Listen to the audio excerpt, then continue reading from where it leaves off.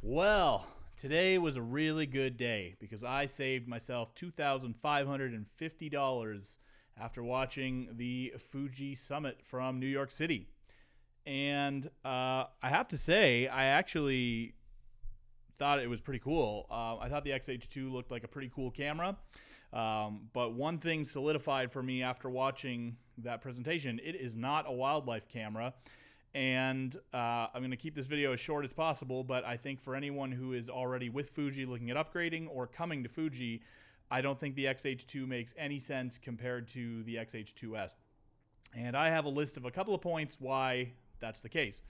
So, a few things that came up, and if I'm getting any of these specs wrong or misinterpreting, feel free to correct me in the comments.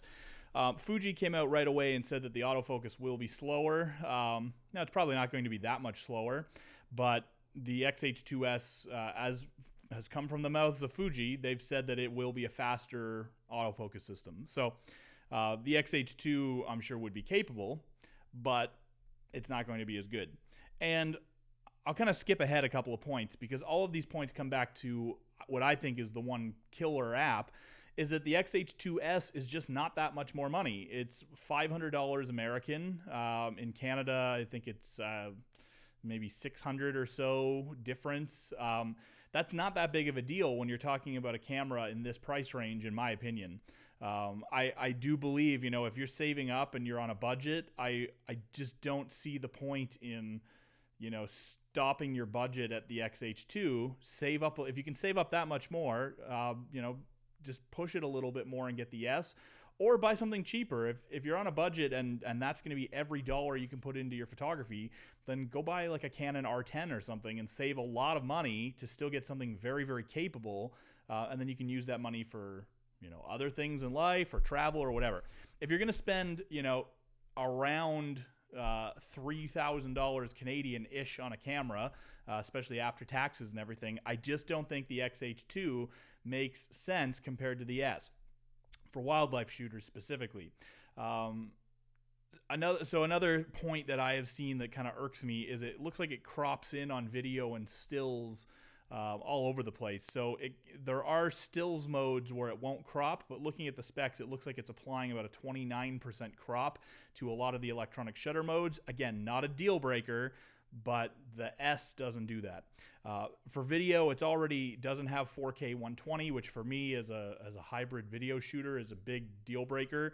And the 4K 60 that I read about, I think I saw that it is also cropping in 4K 60.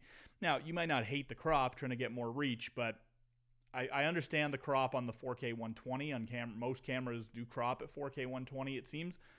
But at the 60, I'm just not into it. The 8K video is nice, but again, like for wildlife, I don't think you're ever going to deal with files that big on a regular basis in this type of body. A big one for me, it's probably worse in low light. Fuji specifically didn't mention the low light performance, and I think the reason they left that out of their summit is because as most cameras have shown us, higher megapixel cameras typically have worse low light performance at high ISOs than their counterparts. You look at the R5 and the R6. The R6, lower megapixels, it's definitely better at low light than the R5 is, and I think that's going to be the case here. So as a wildlife shooter, you're getting a camera that shoots slower with less autofocus speed, that's going to be worse in low light, and presumably you're using this on the 150 to 600, which is already a slow lens and needs all the help it can get for light.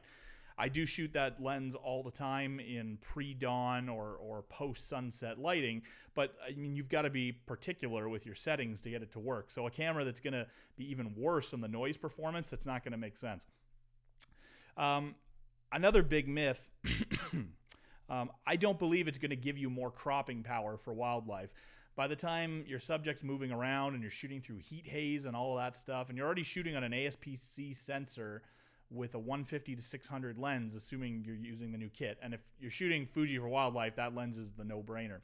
So you're already shooting at 900 millimeters. You don't need more cropping power. You really shouldn't be cropping at all with the 900 millimeter lens. You should be getting closer. that's where you're going to get your value out of the sensor, is by using the reach, but not trying to push that reach even further. So taking a crop sensor that's going to be worse in low light and then asking you to crop in more for detail, it's just not going to work. Having shot the R5 for a year and 100,000 images, I don't believe you could even crop more on the 45 megapixel full frame sensor. Considering you're losing half the reach right away on the full frame, I don't feel, looking at my photos and catalog, that the R5 gave me more reach than the Fuji, even after you went into post and started cropping. So it's not to say that I think the X-H2 is a bad camera. I think it's a great camera. It looks really cool. And I can't say that I'll never even buy one as a second body. There are lots of times when I'm shooting with the X-H2S and I have it, let's say, set up on a tripod for video. And it would be great to have a second body that I could shoot B-roll, I could use for YouTube, talking and videos, and maybe even slap another telephoto on it. And I've got one location where I set up the tripod and I wait for kingfishers, and I'm working on kingfisher video. But there's a lot of sitting around waiting, and there's a lot of songbirds behind me. So a second body with a second lens to be able to shoot the songbirds while I'm waiting for the kingfishers to show up, that would be nice. But even then, I asked myself, if I was going to get another body, doesn't it make sense just to buy a second X-H2S? Considering the specs of the camera are so much better, I just don't see it. The X-H2, I think, will be a very nice camera if you're able to make use of things like the pixel shift, or if you can shoot that low ISO in really good light. Keeping in mind the low ISO, we're not even talking one stop difference. You're talking of a partial stop difference between the base on the X-H2S and the X-H2. So it's not a big deal. But if, let's say, you're shooting landscapes or portraits or product photography, architecture, something where, a good autofocus is nice, but you don't need the fastest bursts, and you're able to control the light and probably shoot fast lenses, like the new 56-1.2 they showed on the X-H2 looks like a pretty cool combo. That's where I think it's going to make sense, and that's where you'll probably see the detail of that really big sensor.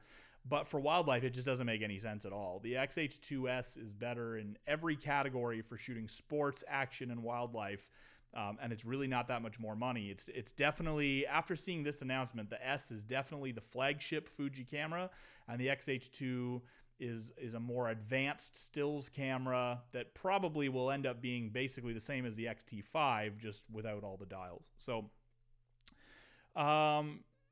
you know what? I think if you're looking for an entry into Fuji for wildlife, the S is definitely the way to go.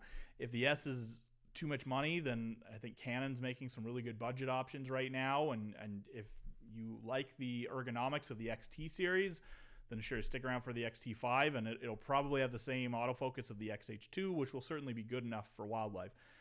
But if you're looking for like a flagship power body to shoot wildlife at its peak, it's not the X-H2.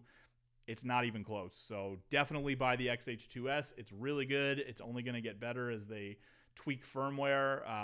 The X-H2S was made to shoot the 150 to 600 lens for wildlife, for speed, for action.